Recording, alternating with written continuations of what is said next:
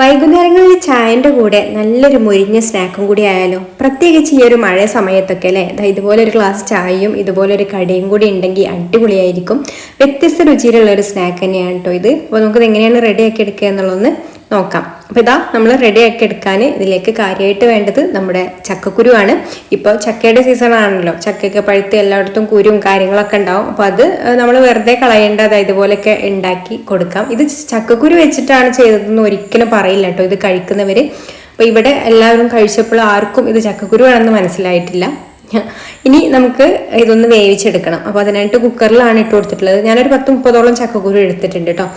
അതൊക്കെ ചക്കക്കുരു എത്രയാണോ വേണ്ടത് നിങ്ങളുടെ ഇഷ്ടത്തിനനുസരിച്ചിട്ട് എടുക്കാം. ഇനി ഇതിലേക്ക് ആവശ്യത്തിന് വെള്ളവും ഇത് മുങ്ങി കിടക്കാൻ ആവശ്യമായിട്ടുള്ള വെള്ളവും പാകത്തിന് ഉപ്പും കൂടി ചേർത്ത് കൊടുത്തിട്ട് കുക്കർ അടച്ച് വെച്ചിട്ട് ഇതൊന്ന് നന്നായിട്ട് വേവിച്ചെടുക്കാം. ഒരു 2 വിസിൽ വന്നാൽ മതി കേട്ടോ. എന്നിട്ട് കംപ്ലീറ്റ് ആവി പോയതിന് ശേഷം നമുക്ക് കുക്കർ തുറക്കാം. അപ്പോൾ ആ ചക്കക്കുരുവൊക്കെ നന്നായിട്ട് വെന്ത് വന്നിട്ടുണ്ട്. ഇനി നമുക്ക് ഇതിൻ്റെ ഈ ഒരു തോടൊന്ന് പൊളിച്ചെടുക്കണം. ഒരു വെള്ള കളറിലുള്ള ഒരു പ്ലാസ്റ്റിക് പോലുള്ള കട്ടിയുള്ള ഒരു തൊലി ഉണ്ടാവുമല്ലോ, അപ്പോൾ അതൊന്ന് പൊളിച്ചെടുത്താൽ മതി. ഈ ഒരു ബ്രൗൺ കളറിലുള്ള തൊലി കളയണ്ട കേട്ടോ, അത് നല്ലതാണ്. ഈ ഒരു ബ്രൗൺ കളറിലുള്ള തൊലിയോട് കൂടിയിട്ട് നമ്മൾ ചക്കക്കുരു കഴിക്കുകയാണെന്നുണ്ടെങ്കിൽ ചക്കക്കുരു കഴിച്ചിട്ടുള്ള ഗ്യാസിൻ്റെ പ്രോബ്ലംസ് ഒന്നും ഉണ്ടാവില്ല കേട്ടോ. അപ്പോൾ അത് എടുക്കാം. എന്നിട്ട് ഇതൊന്ന് ചൂടാറി വന്നതിന് ശേഷം നമുക്ക് മിക്സിയുടെ ജാറിലേക്ക് ചേർത്ത് കൊടുത്തിട്ട് ഒന്നങ്ങ് ക്രഷ് ചെയ്തെടുക്കാം. ഒരുപാട് ഫൈനായിട്ട് പൊടിഞ്ഞു പോയരുത്, അരഞ്ഞു പോയരുത്. ചെറിയൊരു പീസായിട്ട് അങ്ങനെ കിടക്കണം കേട്ടോ. നമ്മൾ പരിപ്പ് കടയിലൊക്കെ പരിപ്പൊക്കെ കിടക്കൂലേ, നല്ല ഫൈനായിട്ട് നമ്മൾ അരച്ചെടുക്കൂലല്ലോ. അപ്പോൾ അതുപോലെയാണ് നമുക്ക് ഈ ഒരു ചക്കക്കുരു അരച്ച് കിട്ടേണ്ടത്. ഇനി ഞാൻ അരച്ചെടുത്തിട്ടുള്ള ചക്കക്കുരു ഈ ഒരു ബൗളിലേക്ക് മാറ്റുന്നുണ്ട്. എന്നിട്ട് നമുക്ക് ഇതിലേക്ക് ഒരു സവാള ഇതുപോലെ ചെറുതായിട്ട് അരിഞ്ഞതും ഒരു 2-3 പച്ചമുളക് അരിഞ്ഞതും ചേർത്ത് കൊടുക്കാം. പച്ചമുളക് എരിവ് നോക്കിയിട്ട് അതിനനുസരിച്ചിട്ട് ചേർത്താൽ മതി കേട്ടോ. നമ്മുടെ കയ്യിലുള്ള പച്ചമുളകിൻ്റെ എരിവിനനുസരിച്ചിട്ട് ചേർക്കാം. ഞാനൊരു 3 എടുത്തിട്ടുള്ളത്. പിന്നെ കറിവേപ്പില അരിഞ്ഞതും ഒരു 2 ടേബിൾ സ്പൂൺ അരിപ്പൊടിയും 3 ടേബിൾ സ്പൂൺ കടലമാവും. അപ്പോൾ ഇതൊക്കെ നമ്മൾ എത്രയാണോ ചക്കക്കുരുവും അതുപോലെ ബാക്കിയുള്ള ചേരുവകളൊക്കെ എടുക്കുന്നതിനനുസരിച്ചിട്ട് എടുത്താൽ മതി. പിന്നെ പാകത്തിനുള്ള ഉപ്പും ഒരു 2 ടീസ്പൂൺ കാശ്മീരി മുളക് പൊടിയും. കാശ്മീരി മുളക് പൊടി ഞാൻ കളറിന് വേണ്ടിയിട്ടാണ് കേട്ടോ ചേർത്ത് കൊടുക്കുന്നത്. സാധാരണ എരിവുള്ള മുളക് പൊടിയാണെന്നുണ്ടെങ്കിൽ ഇത്രയും ചേർത്ത് കൊടുക്കേണ്ട, കാരണം നമ്മൾ പച്ചമുളകും കൂടെ ഇതിലേക്ക് ചേർത്ത് കൊടുത്തിട്ടുണ്ട്. അപ്പോൾ ആവശ്യത്തിന് 1 ടീസ്പൂണൊക്കെ ചേർത്ത് കൊടുത്താൽ മതി സാധാരണ മുളക് പൊടിയാണെന്നുണ്ടെങ്കിൽ.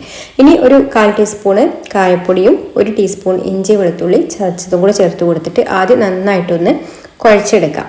അപ്പോൾ ഉള്ളിയിൽ നിന്നൊക്കെ ചെറുതായിട്ട് വെള്ളമൊക്കെ ഇറങ്ങി വരും. അപ്പോൾ അതൊക്കെ ഒന്ന് നന്നായിട്ട് കുഴച്ചെടുത്തിട്ട് മതി നമുക്ക് ഇതിലേക്ക് വെള്ളം ചേർത്ത് കൊടുക്കാൻ. അപ്പോൾ നന്നായിട്ടൊന്ന് മിക്സ് ചെയ്ത് കൊടുത്തതിന് ശേഷം പിന്നെ ഇതിലേക്ക് ആവശ്യത്തിന് വെള്ളം ഒഴിച്ച് കൊടുത്തിട്ട് കുഴച്ചെടുക്കാം. വെള്ളം ഒരുപാടൊന്നും വേണ്ടി വരില്ല, ഒരുപാട് വെള്ളം ചേർത്ത് കൊടുക്കുകയും ചെയ്യരുത് കേട്ടോ. ഇതുപോലെ കുഴച്ച് നോക്കിയിട്ട് ആവശ്യത്തിനുള്ളത് മാത്രം ചേർത്ത് കൊടുക്കുക. കാരണം വെള്ളം കൂടിപ്പോയാൽ നമുക്ക് ഇത് നല്ല ക്രിസ്പി ആയിട്ട് കിട്ടില്ല. അപ്പോൾ ഒരുപാട് വെള്ളം വേണ്ട, ഇതൊന്ന് ഷേപ്പാക്കി എടുക്കാം. പാകത്തിലുള്ള വെള്ളം മാത്രം മതി. അപ്പോൾ ഇതുപോലെ നന്നായിട്ടൊന്ന് കുഴച്ചെടുത്തതിന് ശേഷം ഇനി നമുക്ക് ഇതിൽ നിന്ന് ഇതുപോലെ കുറേശ്ശെ എടുത്തിട്ട് നല്ല ചൂടായിട്ടുള്ള ഓയിലിലേക്ക് ഇട്ട് കൊടുക്കാം. പ്രത്യേകിച്ച് ഷേപ്പൊന്നും വേണ്ട കേട്ടോ, ജസ്റ്റ് ഇതുപോലെ അങ്ങ് നുള്ളി ഇട്ട് കൊടുത്താൽ മതി. അപ്പോൾ ഏറ്റവും ചെറിയ പോർഷനായിട്ട് എടുത്തിട്ട് ഇട്ട് കൊടുക്കുക. അപ്പോഴാണ് നമുക്കത് കഴിക്കാനും ടേസ്റ്റ് ഉണ്ടാവുള്ളൂ, പെട്ടെന്ന് മൊരിഞ്ഞും കിട്ടുള്ളൂ കേട്ടോ. അപ്പോൾ ഇതുപോലെ ഇട്ട് കൊടുത്തിട്ട് ഇനി നമുക്ക് ഒരു സൈഡ് കുറച്ചൊന്ന് കഴിയുമ്പോൾ ഒന്ന് റെഡി ആയിട്ട് വരുന്ന സമയത്ത് ഇടയ്ക്കൊന്ന് ഇതുപോലെ ഇളക്കി കൊടുക്കുക കേട്ടോ. ഒരു സ്റ്റിക്ക് എന്തെങ്കിലും വെച്ചിട്ട് ഒന്ന് ഇളക്കി കൊടുത്താൽ മതി. എന്നിട്ട് ഇതുപോലെ നന്നായിട്ട് അങ്ങ് മൊരിഞ്ഞ് കഴിഞ്ഞാൽ നമുക്ക് കോരിയെടുക്കാം. അപ്പോൾ ഇത്രയേ ഉള്ളൂ. നല്ല അടിപൊളി ടേസ്റ്റിലുള്ള നമ്മുടെ ചക്കക്കുരു പക്കോട റെഡി ആയിട്ടുണ്ട്. ചൂട് ചായക്കൊപ്പം അടിപൊളി ടേസ്റ്റ് തന്നെയാണ് കേട്ടോ. അപ്പോൾ ഇതുവരെ നിങ്ങൾ ചക്കക്കുരു വെച്ചിട്ട് ഇതുപോലെ പക്കോട തയ്യാറാക്കി നോക്കിയിട്ടില്ലെങ്കിൽ ഒന്ന് തയ്യാറാക്കി നോക്കിക്കോളൂ, എല്ലാവർക്കും ഇഷ്ടമാവും. ചക്കക്കുരു ആണെന്ന് ഒരിക്കലും പറയൂല കേട്ടോ. ഇത് ചക്കക്കുരുവിൻ്റെ ഒരു ടേസ്റ്റ് ഇതിൽ വരില്ല. അപ്പോൾ വീഡിയോ ഇഷ്ടമായിട്ടുണ്ടെങ്കിൽ ലൈക്ക് ചെയ്യാനും ഷെയർ ചെയ്യാനും ചാനലൊന്ന് സബ്സ്ക്രൈബ് ചെയ്യാനും ഫേസ്ബുക്കിലാണ് കാണുന്നതെന്നുണ്ടെങ്കിൽ പേജ് ഒന്ന് ഫോളോ ചെയ്ത് സപ്പോർട്ട് ചെയ്യാനും കൂടി മറക്കല്ലേ. അപ്പോൾ മറ്റൊരു നല്ല റെസിപ്പിയുമായിട്ട് അടുത്ത വീഡിയോയിൽ കാണാം. താങ്ക്